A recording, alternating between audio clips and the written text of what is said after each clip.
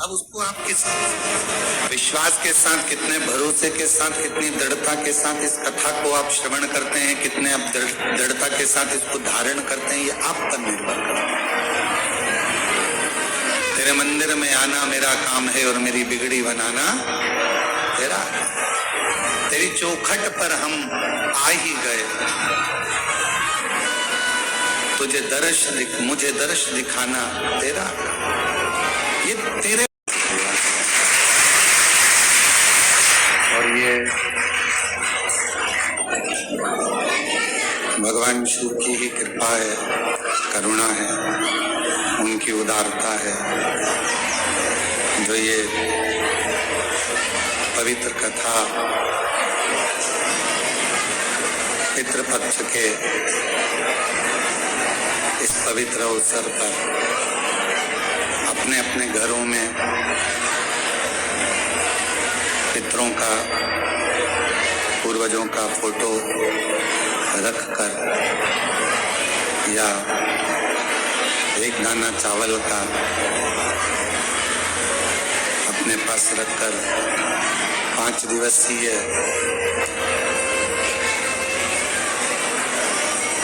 पितरों के शांति हेतु, पितृ मोक्ष के हेतु ये पवित्र पावन शिव महापुराण की कथा श्रवण करने का सौभाग्य प्राप्त हुआ है। बहुत बहुत धन्यवाद देता हूँ यजमान परिवार को, श्रीमती सरोज श्रीवास्तव जी, श्रीवास्तव परिवार भोपाल से आपको बहुत बहुत साधुवाद है, बधाइयाँ, जो इस पवित्र कथा का मुख्य यजमान पद आप ग्रहण कर रहे हैं। श्री यश चौहान जी जो अंबाला हरियाणा से हैं, आप एक दिन के यजमान पद ग्रहण करें। श्री जसपाल सिंह जी, तरानी जी, अंबाला। तो कहोगे गुरुजी दर्शन हो गया और आप कह रहे हो कि भगवान के मंदिर में जाओ और दर्शन ना हो तो समझ लो कि महाकृपा भगवान की। हाँ, मंदिर तक पहुंच गए, उससे मिलने की हृदय में आकांक्षा, इच्छा, जिज्ञासा, उत्सुकता बढ़ रही है और उसका दर्शन नहीं हो रहा। मिलने की तमन्ना बढ़ रही है, मिलने की इच्छा बढ़ रही है, उत्सुकता बढ़ रही है और दर्शन मिल ही नहीं रहा। तो समझ लेना कि ये भगवान भोलेनाथ जी की बड़ी महाकृपा हुई है कि हम मंदिर तक, उज्जैनी तक पहुंच गए, महाकाल तक पहुंच गए, ओमकार तक पहुंच गए, कृष्णेश्वर तक पहुंच गए, भीमा शंकर तक पहुंच गए, केदारनाथ तक पहुंच गए, अमरनाथ तक पहुंच गए, हम काशी विश्वनाथ तक पहुंच गए और बाबा का दर्शन इतनी जल्दी हो नहीं रहा। भीतर उत्सुकता बढ़ रही है उससे मिलने की, भूख लग रही है और भोजन के लिए तरस रहे हो, कब मिलेगा? क्यों साहब भोजन कितनी देर में चालू करोगे? क्यों साहब भोजन कितनी देर में चालू होगा? क्यों साहब भोजन में क्या देरदार है? भीतर से भूख लग रही है और भोजन की आस लगी हुई है, जल्दी मिले, जल्दी मिले, जल्दी मिले, खड़े हुए हो।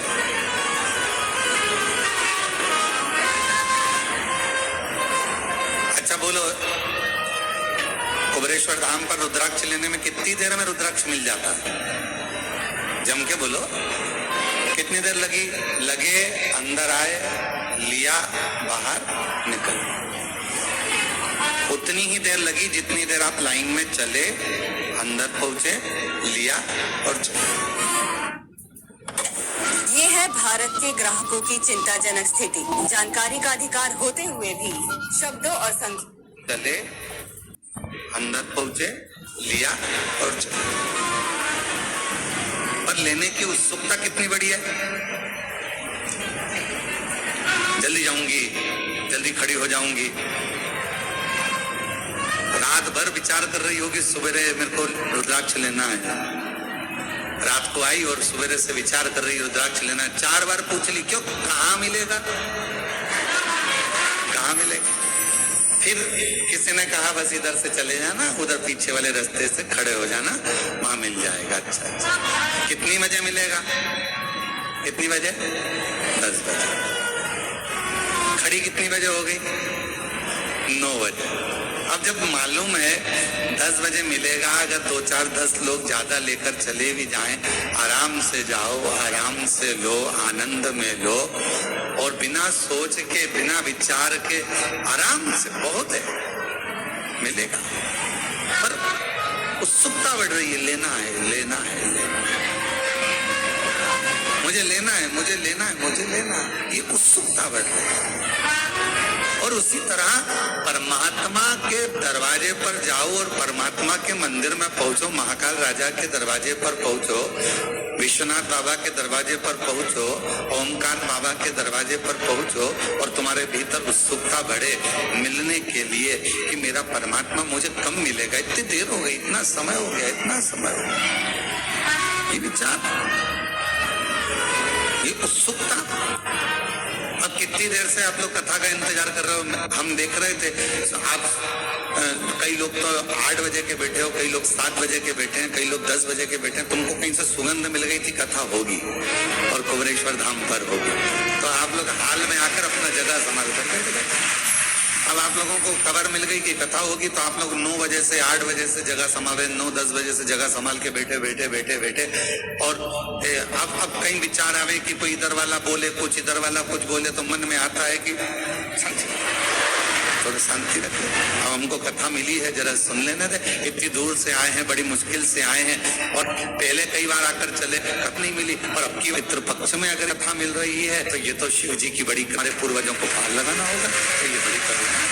अब उसमें भी अगर बोले इधर वाला बोले, इधर वाला बोले, बार बार व्याकुलता भीतर है रुद्राक्ष लेने की, व्याकुलता भीतर है परमात्मा से मिलने की, व्याकुलता भीतर है परमात्मा की कथा श्रवण करने की।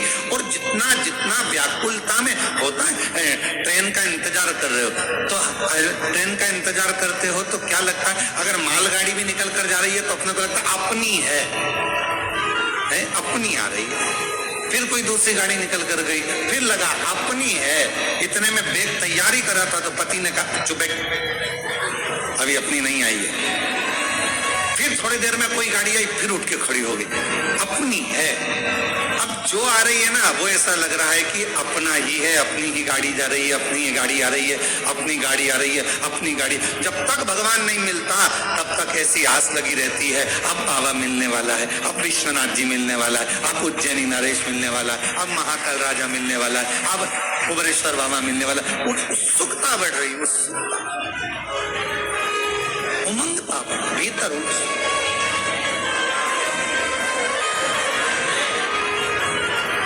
उससे मिलन की आस। तो शिव कथा कर रही है कि परमात्मा के मंदिर में जाओ और परमात्मा तुम्हें मिल जाए तो समझ लेना भाग्यवान हो, और यदि परमात्मा मंदिर में जाने पर ना मिले तो भी समझ लेना कि सौभाग्यशाली हो, महा आनंदमय हो, परमात्मा तुमसे थोड़ा सा ओझल हो गया है, छुप गया है, पर शीघ्र ही परमात्मा मिलेगा, मिलेगा। दिल्ली एनसीआर से आई हैं गुड्डी देवी, राजू सक्सेना, आप ही हैं, आ जाओ, आगे से आ सकते हैं क्या? हाँ, थोड़ा जगह हो तो आगे से। नाना जी के यहाँ जाने के लिए जिद करें। और पार्वती जी के नाना जी कौन है? पितृ। पितरों की 3 बेटियां हैं, मैना, धन्या, कला। ये हम पहले भी वर्णन कर चुके। उन पितरों की 3 बेटियां, मैना जिनकी गोद में मां पार्वती जी खेली है, धन्या सुनैना बनी जिनकी गोद में मां। भोलेनाथ जी की बड़ी महाकृपा हुई है कि हम मंदिर तक, उज्जैनी तक पहुंच गए, महाकाल तक पहुंच गए, ओमकार तक पहुंच गए, कृष्णेश्वर तक पहुंच गए, भीमा शंकर तक पहुंच गए, केदारनाथ तक पहुंच गए, अमरनाथ तक पहुंच गए, हम काशी विश्वनाथ तक पहुंच गए और बाबा का दर्शन इतनी जल्दी हो नहीं रहा। भीतर उत्सुकता बढ़ रही है उससे मिलने की, भूख लग रही है और भोजन के लिए तरस रहे हो, कब मिलेगा? क्यों साहब भोजन कितनी देर में चालू करोगे? क्यों साहब भोजन कितनी देर में चालू होगा? क्यों साहब भोजन में क्या देरदार है? भीतर से भूख लग रही है और भोजन की आस लगी हुई है, जल्दी मिले जल्दी मिले जल्दी मिले, खड़े हो गए।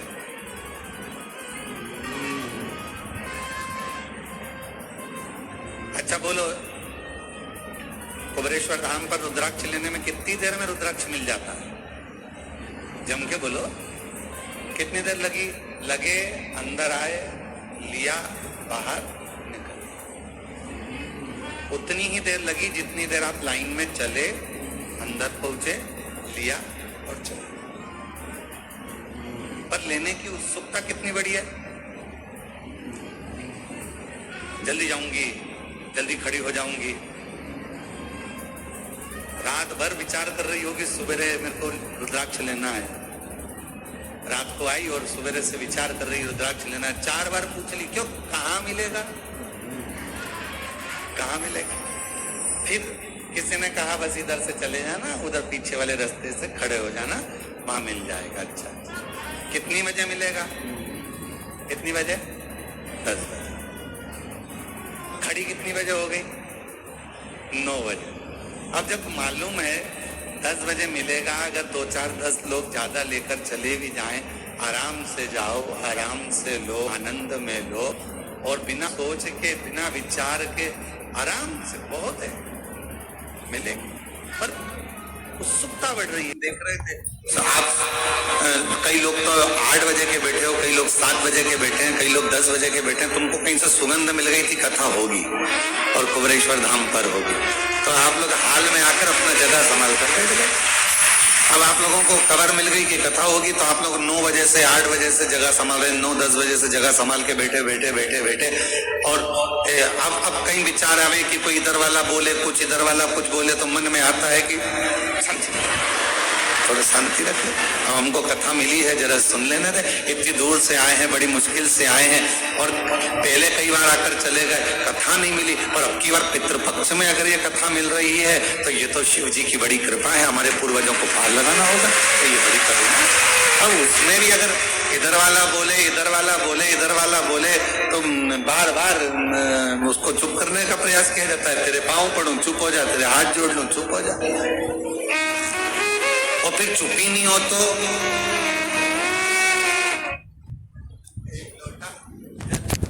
नहीं हो, तो मन में आवे, हे भगवान, हे प्रभु, कहाँ से आई है, कहाँ से?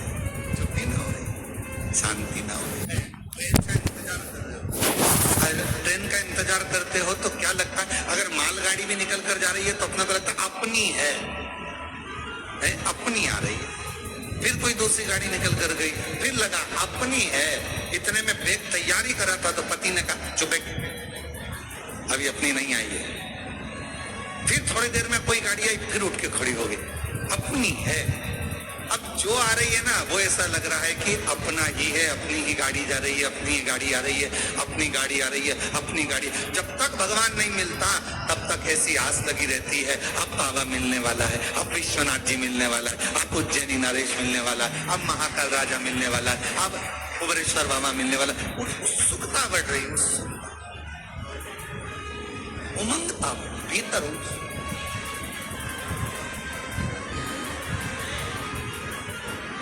उससे मिलन की आस। तो शिव कथा कर रही है कि परमात्मा के मंदिर में जाओ और परमात्मा तुम्हें मिल जाए तो समझ लेना भाग्यवान हो, और यदि परमात्मा मंदिर में जाने पर ना मिले तो भी समझ लेना कि सौभाग्यशाली हो, महा आनंदमय हो। परमात्मा तुमसे थोड़ा सा ओझल हो गया है, छुप गया है, पर शीघ्र ही परमात्मा मिलेगा, मिलेगा।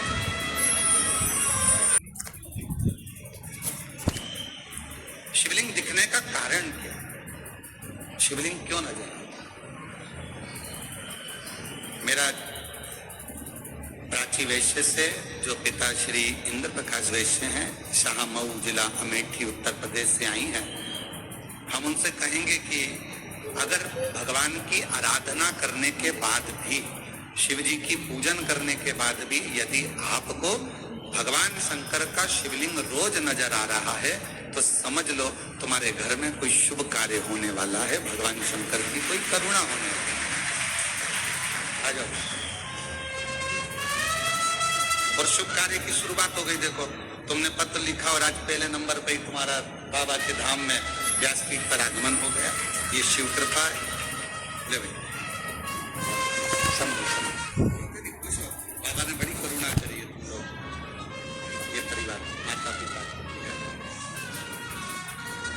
रोते नहीं, खुश हो। शिव कृपा है तो बाबा बुलाता रहे और आप लोग इससे ही शिव कथा को श्रवण करते रहें और अपने जीवन को आनंदित करें।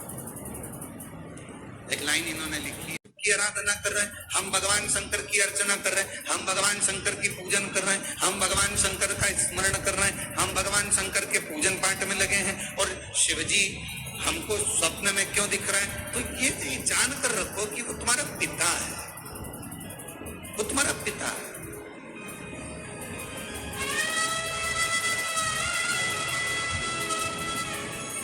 शिवलिंग दिख रहा है मतलब कोई अच्छा कार्य आपकी जिंदगी में होने वाला।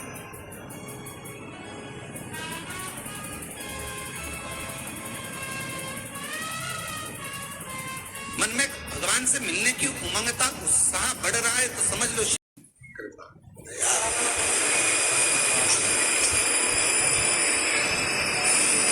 आज जितने आप सब इस पितृपक्ष की 5 दिवसीय ऑनलाइन शिव महापुराण की कथा का लाभ ले रहे हैं और मन में उमंगता, एक उत्साह, उमंगता आपके भीतर है, वैसी की वैसी पितृपक्ष में जब कोई शिव महापुराण की कथा को जहां बैठकर श्रवण करता है और अगर किसी के कान, हम तो आपसे कहेंगे कि जब पितृपक्ष की शिव महापुराण की कथा यदि ऑनलाइन आपको श्रवण करने को मिल रही है और आपका घर में वॉल्यूम थोड़ा भी तेज करे हो और बाहर भी अगर आपकी आवाज जा रही है तो रोड पर चलने वालों के कानों में भी अगर शिव महापुराण की कथा पढ़ रही है, श्री शिवाय नमस्तुभ्यं मंत्र जा रहा है, शंकर का गुणगान जा रहा है, शिव नाम जा रहा है, तो समझ लो कि उनके भी पितृ लोक में तृप्त हो रहे हैं, उनका भी आनंद प्राप्त हो रहा है, वो भी उनके भीतर भी तृप्त, वो भी आनंद। और शिव की उदारता, भगवान शंकर की करुणा, कितना सुंदर भाव कहा गया है। एक बार माता पार्वती जी ने भगवान शिव जी से अपने नाना जी के यहाँ जाने के लिए जिद करी और पार्वती जी के नाना जी कौन है? पितृ। पितरों की 3 बेटियां हैं, मेना, कन्या, कला। ये हम पहले भी वर्णन कर चुके हैं। उन पितरों की 3 बेटियां, मेना जिनकी गोद में मां पार्वती जी खेली है, कन्या सुनैना बनी जिनकी गोद में मां जानकी जी खेली है, कला कीर्ति बनी जिनकी गोद में राधा जी खेली। ये तीनों पितरों की 3 बेटियां, पितृलोक में इनका निवास है, पितृलोक में ये रहती हैं। पर सनकादिशियों के चरण में, जंघा में इनके वस्त्र की चोट लगे कारण बस ये पितृलोक से मृत्यु लोक में आ गया। थोड़ी सी गलती हुई, थोड़ी सी, थोड़ा सा गलत कया कि चलते चलते उनके कपड़े संत की जंघा पर, अर्थात छोटे छोटे जो सनकाद ऋषि बड़े आस्था तप कर रहे थे और उनके वस्त्रों को छूकर चले गए।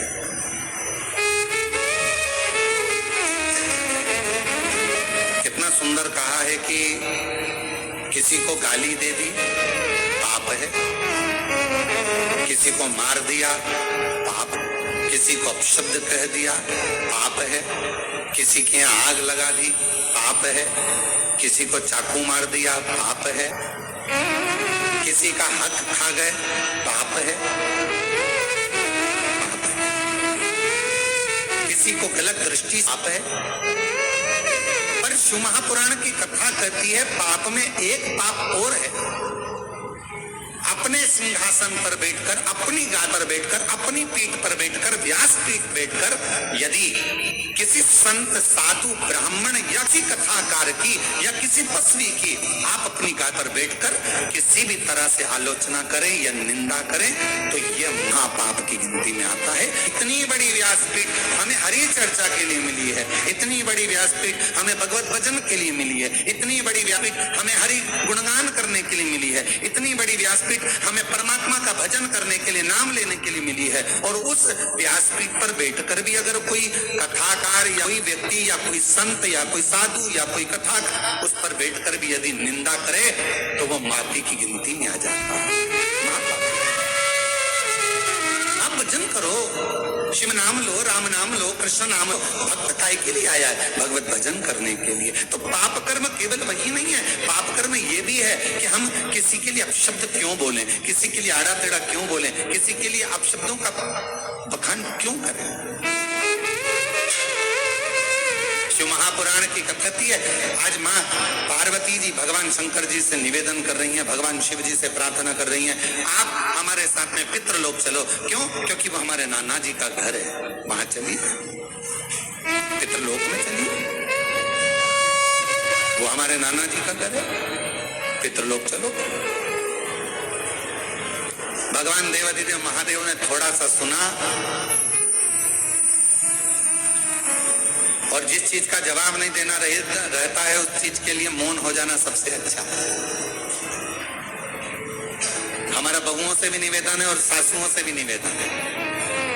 बहू की कोई बात का जवाब नहीं देना है तो सास से निवेदन है कि थोड़ा मौन हो जाओ, और सासुओं से बहुओं से निवेदन कि अगर सास की कोई बात का जवाब नहीं देना है तो थोड़ी देर मौन हो जाओ। बहुत अच्छा, बोलोगे और विवाद हो तो क्या मतलब क्या जीना, शांति।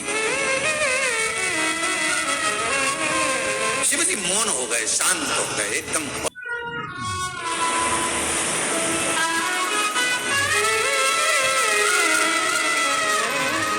सर्वप्रथम अगर सुख भगवान देता है तो मन की शांति, और मूल वही है, मूल वही है। हम आपसे पूछे जरा उत्तर दीजिएगा, जहां जहां से आप लोग आए, अब हमको ये भी नहीं मालूम ना तुम कहां कहां से आए।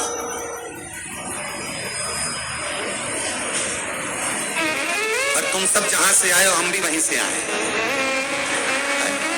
तो हमको ये भी नहीं मालूम कि आप लोग। तो एक प्रश्न हम आपसे करें, उत्तर दीजिएगा जरा प्रेम से।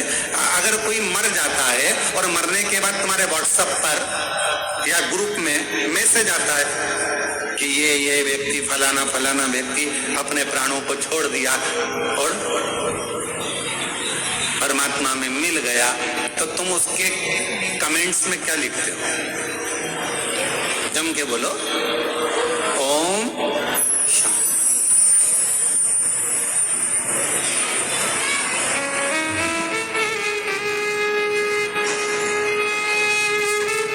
क्या लिखा तुमने? जम के बोलो जरा, ओम शांति। ठीक है, ओम शांति, ठीक है। और कुछ लिखा? हाथ जोड़ लिया, फूल बना दिया, फूल का गुच्छा बना दिया, भले वो कैसा भी हो। तुमने ये लिखा कि बहुत एबला था, बहुत उपद्रवी था? नहीं, आपने क्या लिखा? ओम शांति। मतलब पूरी जिंदगी व्यक्ति ने संघर्ष किया, पूरी जिंदगी व्यक्ति ने काम किया, और आखिरी में लोग जब खड़े होकर श्रद्धांजलि भी देते हैं तो क्या कहते हैं कि 2 मिनट का मौन उस जीवात्मा की शांति के लिए धारण। और लोग हाथ ऐसा लंबा करके और बिल्कुल शांति से एकदम खड़े हो जाते हैं उस जीवात्मा की शांति के लिए। पर जरा विचार करिए कि वो शांति जो वो पूरी जिंदगी ढूंढता रहा, आखिरी तक नहीं मिली, मरने के बाद उसको शांति मिली। पर शिव महापुराण की कथा कहती है कि मरने के बाद लोगों को शांति मिलती है। वो शांति अगर शिव कहते हैं मेरा मंदिर, मेरा देवालय, मेरा शिवालय, जहां मैं रहता हूं लोग उसे शमशान कहते हैं। मैं जहां रहता हूं काशी, जिसको लोग महाशमशान कहते हैं, जहां मैं निवास करता हूं वो स्थान मेरा कैलाश माना जाता है। तो शंकर जी कहते हैं यदि संसार का मनुष्य जीते जी, मरने के बाद नहीं, जीते जी अगर शांति चाहता है तो मेरे मंदिर में, मेरे शिवालय में आकर अगर एक लोटा जल चढ़ाता है तो वो शांति उसको जीते जी प्राप्त हो, वो शांति उसको जीते जी। अब मरने के बाद अगर लोग ओम शांति लिखें, मरने के बाद लोग ओम शांति कहें, मरने के बाद श्रद्धांजलि में कहें 2 मिनट का मौन धारण करो जीवात्मा की शांति के लिए, उससे अच्छा है अपनी शांति अपने को इकट्ठा करना है। इसलिए एक लोटा जल लेकर शंकर के मंदिर में जाओ, शिव जी को एक लोटा जल समर्पित करो, हृदय से अपने भीतर उस शांति को आप पाओगे। जब शिव जी को एक लोटा जल चढ़ाओगे, हृदय से शांति का अनुभव। एक पत्र है, देखिए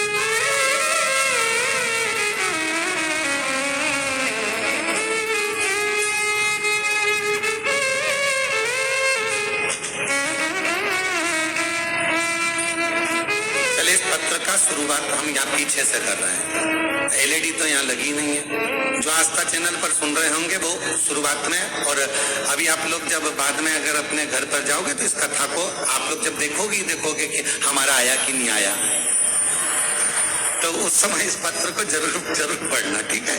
तो हम शुरुआत कर रहे हैं पत्र के पीछे से। एक लोटा जल, एक बेलपत्री, सभी समस्या का हल।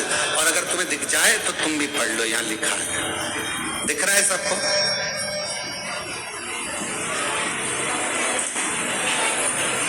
कुछ माताएं चश्मा आगे पीछे करके देख रही है, दिख रहा होगा, वैसे तो इतना बड़ा शब्द है, दिख रहा है। अब पत्र को आगे से पढ़ें। गुड्डी देवी राजू सक्सेना दिल्ली एनसीआर से आई हैं। गुड्डी देवी राजू सक्सेना, आप ही हैं? आ जाओ, आगे से आ सकते हैं क्या? हाँ, थोड़ा जगह हो तो आगे से आ जाओ। गुड्डी देवी राजू सक्सेना दिल्ली एनसीआर से हम लोग आए। गुरुदेव बाबा, एक लोटा जल चढ़ाने का क्या वर्णन करूं गुरुदेव। मेरे बेटे कई सालों से तैयारी कर रहा था एमबीबीएस कि कैसे भी नीट परीक्षा निकले और मैं डॉक्टर बनूं, उसकी तैयारी कर, पर उसका हो नहीं रहा था। एक बार उसने एग्जाम दिया, नहीं नंबर आया, दूसरी बार नंबर नहीं आया, तीसरी बार नंबर नहीं आया। तब आखिरी में उसने हिम्मत हारी, और हिम्मत हारा तब हमने हमारे बेटे से कहा कि वो सीहोर वाला मामा बाबा कहता है कि खूब मेहनत करो, खूब मेहनत, रात दिन एक कर दो, फिर एक बेलपत्र शहद में लगाकर शिव जी को चढ़ाकर जाओ, फल जरूर मिलेगा। मेरे बेटे ने हंसकर कहा, माँ क्या ऐसा हो सकता है? हाँ। मेरा बेटा तैयारी करने लगा, फिर तैयारी करी, फिर मेहनत करी, और इतनी तैयारी और मेहनत करी, आखिरी में पशुपतिनाथ का व्रत भी किया, और बाबा की ऐसी कृपा हो गई कि मेरे बेटे का नीट कंप्लीट हुआ और एमबीबीएस आज वो उसका एडमिशन हो गया। और बाबा की कृपा से, शिव जी की कृपा से सरकारी कॉलेज में बाबा की कृपा से एमबीबीएस कर रहा है। आ जाओ।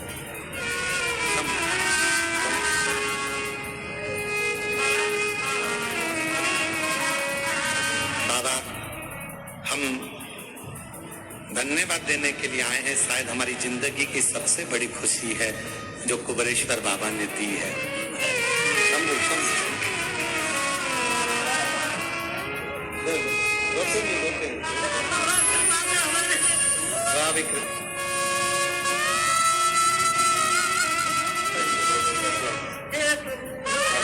ये तो बाबा ने करुणा करे, अब तो बधाई।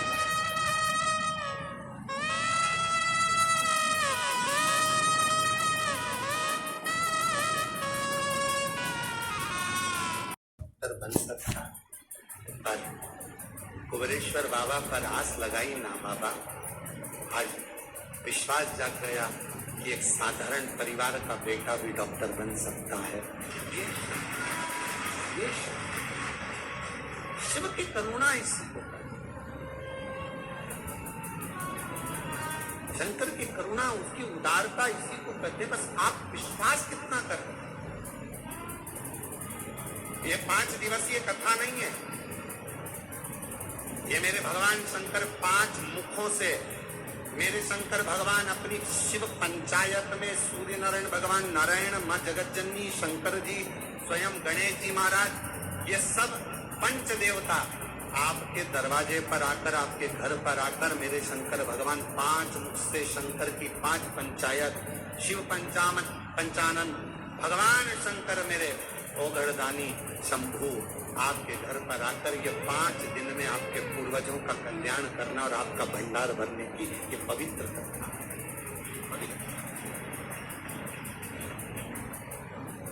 ये पवित्र कथा।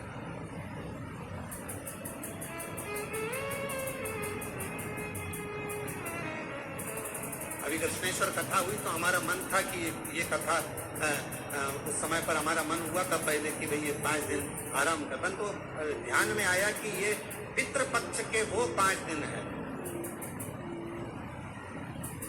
ये अमावस्या तक के वो 5 दिन है जो एकादशी से आज से चालू हो रहा है। बीच में प्रदोष पड़ जाएगी, एकादशी से कथा प्रारंभ हो रही है, बीच में प्रदोष पड़ जाएगी। 19 तारीख को प्रदोष बीच में आ जाएगी, फिर अमावस्या पड़ जाएगी। हमारा मन था कि ये 5 दिन अगर व्यक्ति कुछ ना करे, उसने तर्पण भी नहीं करा, उसने पिंडदान भी नहीं करा, उसने किसी को भोजन भी नहीं कराया, उसने एक अठन्नी का भी किसी को कोई अन्नदान भी ना करा हो, पर यदि उसके घर में, उसके परिवार में अगर कोई एक भी शिव महापुराण की कथा अपने घर पर बैठकर भी सुन लेगा तो कम से कम उसके पूर्वजों को मोक्ष तो मिल जाएगा। उसके पूर्वज तत्व जो कामना कर कर बैठा हुआ है, जिस कामना से वो आया हुआ है, और अब जैसे ये माँ ने पत्र में लिखा कि मेरे बेटे ने आज छोड़ दी थी कि वो डॉक्टर बनेगा कि नहीं बनेगा, छोड़, 1 बार नहीं हुआ, 2 बार नहीं हुआ, 3 बार, बेटा ही करने लगा, अब नहीं दूंगा। पर माँ ने कहा, वो सीवर वाला महाराज कथा है, अपनी मेहनत को 4 गुना करो, अपनी पढ़ाई बढ़ाओ, और जितना जितना तुम विद्याध्ययन कर सकते हो, रात दिन एक कर सकते हो, उस समय से रात दिन एक करो, और फिर बेलपत्र पर शहद लगाकर शिव जी को चढ़ाकर फिर जाओ। भगवान शंकर आनंद का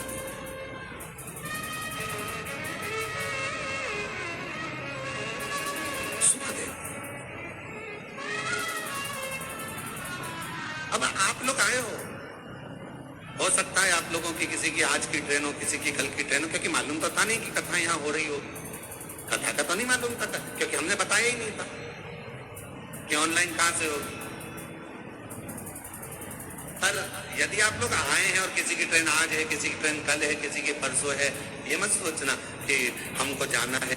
जाओ, बड़ी आराम से बाबा से प्रार्थना कर कर, बाबा 1 दिन की तो मिली ना, 2 दिन की मिली ना बाबा, 3 दिन की मिली ना। जब तू एक क्षण दृष्टि करता है और पूरे विश्व को हिला देता है, तो तेरी 1 मिनट की भी कथा हमारे जीवन को आनंदता प्रदान कर सकती है, सुख दे सकती है। कि ये 5 दिन अगर व्यक्ति कुछ ना करे, उसने तर्पण भी नहीं करा, उसने पिंडदान भी नहीं करा, उसने किसी को भोजन भी नहीं कराया, उसने एक अठन्नी का भी किसी को कोई अन्नदान भी ना करा हो, पर यदि उसके घर में, उसके परिवार में अगर कोई एक भी शिव महापुराण की कथा अपने घर पर बैठकर भी सुन लेगा तो कम से कम उसके पूर्वजों को मोक्ष तो मिल जाएगा। उसके पूर्वज तत्व जो कामना कर कर बैठा हुआ है, जिस कामना से वो आया हुआ है, और अब जैसे ये माँ ने पत्र में लिखा कि मेरे बेटे ने आज छोड़ दी थी कि वो डॉक्टर बनेगा कि नहीं बनेगा, छोड़, 1 बार नहीं हुआ, 2 बार नहीं हुआ, 3 बार, बेटा ही करने लगा, अब नहीं दूंगा। पर माँ ने कहा, वो सीवर वाला महाराज कथा है, अपनी मेहनत को 4 गुना करो, अपनी पढ़ाई बढ़ाओ, और जितना जितना तुम विद्याध्ययन कर सकते हो, रात दिन एक कर सकते हो, उस समय से रात दिन एक करो, और फिर बेलपत्र पर शहद लगाकर शिव जी को चढ़ाकर फिर जाओ। भगवान शंकर आनंद का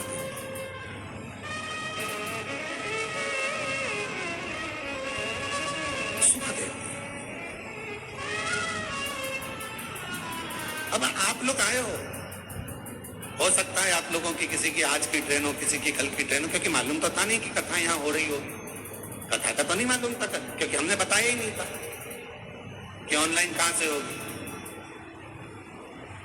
पर यदि आप लोग आए हैं और किसी की ट्रेन आज है, किसी की ट्रेन कल है, किसी की परसों है, ये मत सोचना कि हमको जाना है। जाओ बड़ी आराम से बाबा से प्रार्थना कर कर, बाबा एक दिन की तो मिली ना, 2 दिन की मिली ना, 3 दिन की मिली ना। जब तू एक क्षण दृष्टि करता है और पूरे विश्व को हिला देता है, तो तेरी 1 मिनट की भी कथा हमारे जीवन को आनंदता प्रदान कर सकती है, सुख दे सकती है। ऐसा लगता है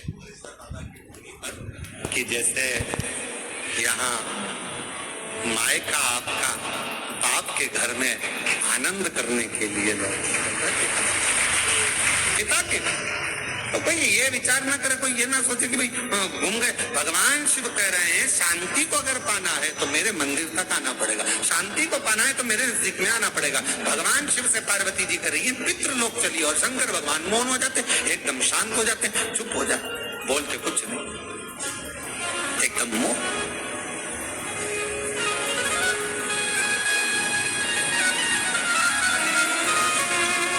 अब मेरे बाबा ने बड़ी करुणा करी, पार्वती जी को लगा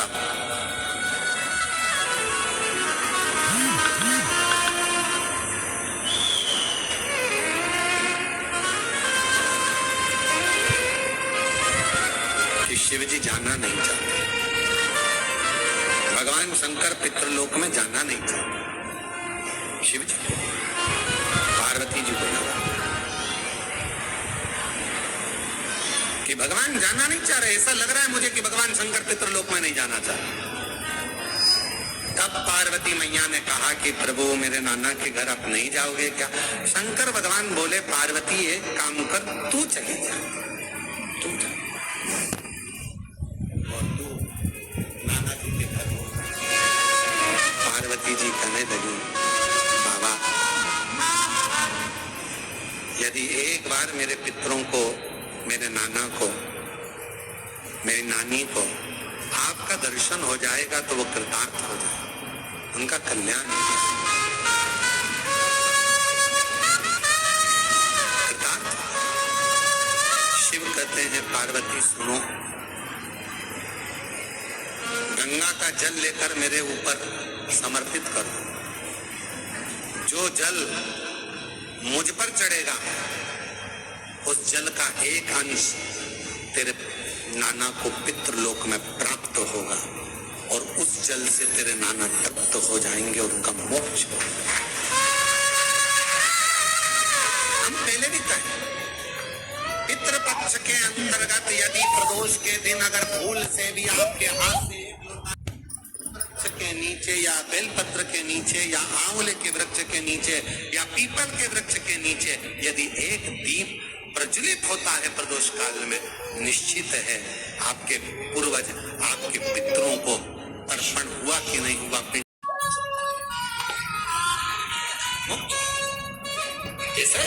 बात यह कि नवरात्रे में जैसे माताएं करती हैं, हम नवरात्रे में माता जी का व्रत रख रहे हैं, हम नवरात्रे में उपासना कर रहे हैं, हम नवरात्रे में माता की ज्योत खड़ी कर रहे हैं, हम नवरात्रे में माता का अनुष्ठान, बिल्कुल करो, अनुष्ठान करना जरूरी है। आप व्रत करती हो जरूर करो, आप साधना करती हो, आपके घर में जैसा होता है वैसा करो, आपके घर में जो होता है वो करो। पर साथ में नवरात्रे में यदि प्रेमवश, साथ में नवरात्रे में यदि प्रेमवश, नवरात्रे में अगर माँ जगतचंडी जगदम्बा का, अम्बा का दर्शन करने के लिए माता रानी के मंदिर तक जा रहे हो तो एक पुष्प की 9 पंखुड़ियां जरूर लेकर, या 9 पुष्प,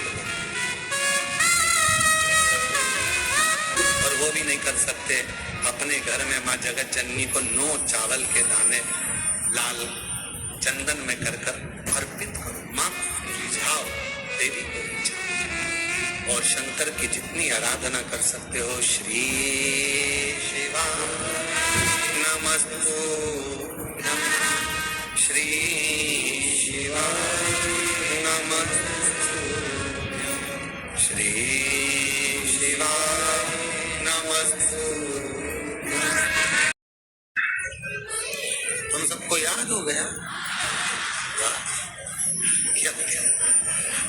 है भाई बहन एक जैसे हो गए और मेरे जीजा उन भी अपने जैसे हो गए, दामाद और भी एक जैसे। शिव शिव है जो जान गया एक लोटे जल की महत्वता। इसलिए हम यहाँ कुबेरेश्वर नाम में एक स्थान ऐसा बना रहे हैं जहां पर ये सारे पत्र एकत्रित करे जाएं। कोई आए पूछे क्यों साहब श्री शिवाय नमस्तुभ्यम मंत्र ने क्या दिया, कोई पूछे एक लोटे जल ने क्या दिया, उनको यह पत्र दिखाया जाए, बताया जाए, जिसके शरीर फटकर उसमें से खून निकलना प्रारंभ हो जाता है। ऐसी ऐसी बीमारियों का जब हल किसी के पास नहीं होता तब बाबा देवाधिदेव महादेव के पास दिखाया जाए, उसको बताया जाए कि सारी समस्या का हल शंकर का एक लोटा जल हमें फल दे रहा। एक सहन शक्ति और एक समझ शक्ति, ये दो शक्तियां प्रत्येक मनुष्य के जीवन में होना चाहिए। ये दो शक्ति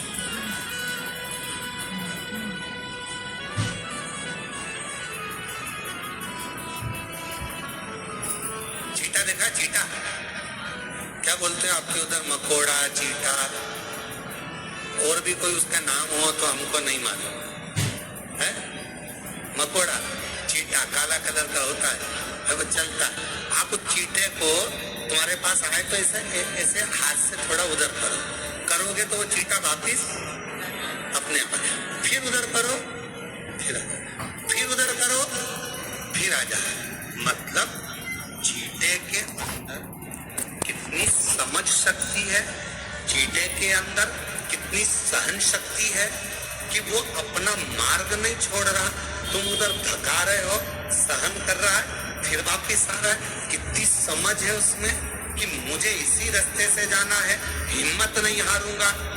जैसे माँ ने कहा कि मेरा बेटा पहली बार एग्जाम दिया, MBBS की तैयारी कर रहा था, नहीं हुआ, दूसरी बार दिया, तीसरी बार दिया, बेटे ने हिम्मत हारी, आखिरी में माँ ने कह दिया फिर तैयारी कर, फिर आगे बढ़, फिर तैयारी कर। कोई तुमको डराए, तुमसे कहे तुम बीमार हो गए, ठीक नहीं होगा, तुम्हारा रोग नहीं जाएगा, तुम्हारे यहाँ बच्चे नहीं होंगे, तो जिंदगी में ऐसी कर्जे में रहेगा, तू पूरी जिंदगी ऐसे रोता रहेगा। तो शिव महापुराण की कथा और कुबेरेश्वर धाम कथा है। कोई तुमको धक्का दे रहा है, कोई तुमको ताने दे रहा है, कोई तुमको टोक रहा है, कोई तुमको अपशब्द कह रहा है, तो एक बार मेरे कुबेरेश्वर बाबा के धाम में आकर कंकर शंकर 5 बीन कर पूजन करना, 5 कंकर की पूजन कर कर एक कंकर अपने साथ लेकर जाना, एकांत में बैठकर श्री शिवाय नमस्तुभ्यम कहना, बाबा की भोजन प्रसादी पाकर रखना। कोई तुम्हें पीछे धका रहा है, कोई तुमसे कह रहा है ये नहीं होगा, मैं कर कर दिखाऊंगा, कोई कह रहा है मैं MBBS तू नहीं कर पाएगा, कर कर दिखाऊंगा, कोई कहे इंजीनियरिंग नहीं बन सकता, इंजीनियर बने, कोई कहे तुमसे गवर्नमेंट जॉब नहीं मिलेगी, देकर बताऊंगा। मुझे मेरे बाबा पर भरोसा है और अपने आप पर भरोसा है कि मैं पढ़ूंगा, लिखूंगा, विद्वान बनूंगा। हिम्मत क्यों आ रही? अपनी सहन शक्ति को पूरा बरकरार रखिए, अपनी सहन शक्ति को बरकरार रखो, साथ में अपनी समझ शक्ति को बरकरार रखो और अपने भीतर के विल पावर को मजबूत रखो कि मेरा बाबा मेरे साथ में है, मैं सब कुछ कर सकता हूं, सब कुछ।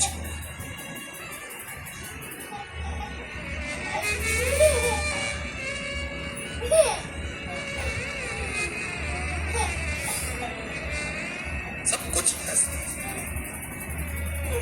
जब शिव महापुराण की कथा चालू करी गई थी, लोग कहते थे इस पुराण को कौन सुनेगा, शंकर की कथा है, शिव की कथा है, आज शिव महापुराण को जो लोकप्रियता बाबा ने दी है मेरे कुबेर भंडारी ने, जब टीवी खोलोगे कोई ना कोई महाराज आपको शिव पुराण की कथा बाजता हुआ मिलेगा। ये लोग कौन सुनेगा, कौन सुनेगा? क्या जानेंगे लोग शिव पुराण को? शंकर क्या है, एक लोटा जल क्या है, किसी को नहीं मालूम था। सुंदरी कौन, किसी को नहीं मालूम था। शंकर जी की 5 बेटियां जया, विशाला, सावित्री, द्रौपदी, देव कौन, शिव का पवित्र चरित्र कौन?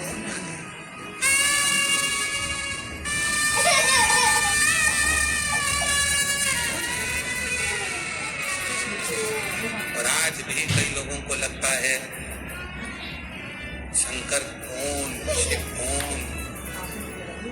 लोग हमसे पूछते हैं शिव है कौन। हम कहते हैं किसी एकांत में बैठकर पंचाक्षर मंत्र नमः शिवाय, षडाक्षर मंत्र ओम नमः शिवाय या श्री शिवाय नमस्तुभ्यम का एकांत में बैठकर जप करना। दिल में जो आ जाए वो मांग लेना, और जिस दिन तेरे दरवाजे पर तेरी झोली खुशियों से भरा जाए, समझ लेना वो खुशी ही, वो प्रसन्नता ही मेरे महाकाल की कृपा है। मेरे शिव कौन, शंकर कौन। तुम्हारे चेहरे पर जिस दिन प्रसन्नता आ जाए, समझ लेना शिव तुम्हारी प्रसन्नता है। तुम्हारे चेहरे पर रौनक दिख जाए, समझ लेना शिव तुम्हारे चेहरे की रौनक है। तुम्हारे मुख पर सत्य वचन आ जाए, समझ लेना शिव सत्य है। तुम सुंदर दिखने लगो उस भगवान की अविरल भक्ति से, अविरल भक्ति से, समझ लेना शिव सुंदर भी है। और जिस दिन तुम्हारे भाव के अंदर, वो कहते हैं जिसके अंदर जो भरा होता है उसके सामने वो प्रकट होता है। तुम्हारे अंदर क्रोध होगा तो क्रोध प्रकट होगा, तुम्हारे अंदर शांति होगी, शांति प्रकट होगी, तुम्हारे अंदर शीतलता होगी, शीतलता दिखेगी। तुम्हारे अंदर शिव का भजन करते करते, शिव कथा सुनते सुनते, शंकर की कथा श्रवण करते करते, जब तुम्हारा स्वयं का स्वरूप भी शिव के जैसा ही नजर आने